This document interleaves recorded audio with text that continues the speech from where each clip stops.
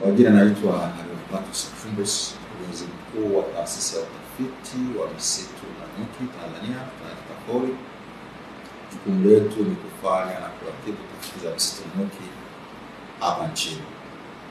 Tafiti mojawapo kubwa ambayo tumeifanya ni kubaini sifa za asali za hapa nchini Tanzania kutoka kwenye uoto mbalimbali hapa nchini.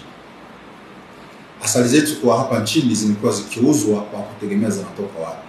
Nasikia nasema ni asali ya Tabora, asali ya Njombe, asali ya wapi na wapi na wapi.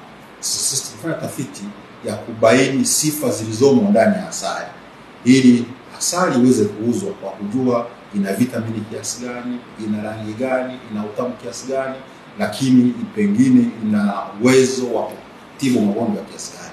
Kwa hiyo tumebaini sifa zilizoko ambazo bahati nzuri zote ziko ndani ya viwango vya kimataifa. Kwa hiyo tunaenda kuwajulisha wananchi sifa za asali zetu zinazotoka katika maeneo mbalimbali. Na baada ya kubaini sifa, zimetusaidia kutengeneza alama ya asali ya Tanzania ambayo tunasema tumetengeneza trademark, ambayo inatusaidia kuweza kuuza bidhaa zetu nje ya nchi. Lakini jambo jingine ambalo tunaenda kuwafahamisha wananchi, mnafahamu na mmesikia nyuki wasiodunga au nasema nyuki wadogo. Hawa ndio nyuki ambao tunasema ni rafiki, kwa sababu unaweza kuwafuga nyumbani, unaweza kuwafuga hata ofisini, na wanatoa asali ambayo gharama yake ni kubwa sana, yaani mara 2 au mara 3 ya gharama zile asali zinazotokana na nyuki wengine. Kwa hiyo katika utafiti huu umekuwa ni kubaini ni nyuki wadogo wa aina ipi au species zipi zinafaa kufugwa katika mazingira yapi, lakini mwisho tuweze kutengeneza mwongozo wa kuwaongoza wananchi wajue gharama gani nyuki hao wanaweza wakafuga.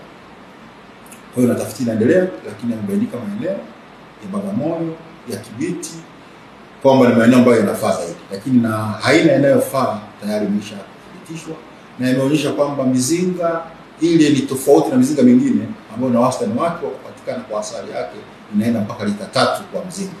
Kwa hiyo eneo hayo baadhi ya majibu ambayo tayari yanapatikana. Sasa yote haya ndio maandalizi tuliyofanya ambayo tunaenda kuwajulisha wananchi katika maonyesho hayo kwamba ni kitu gani kimefanyika ndani ya muda huu, lakini hata kuwasaidia kutoa miongozo mingine ili waweze kufuga kwa tija.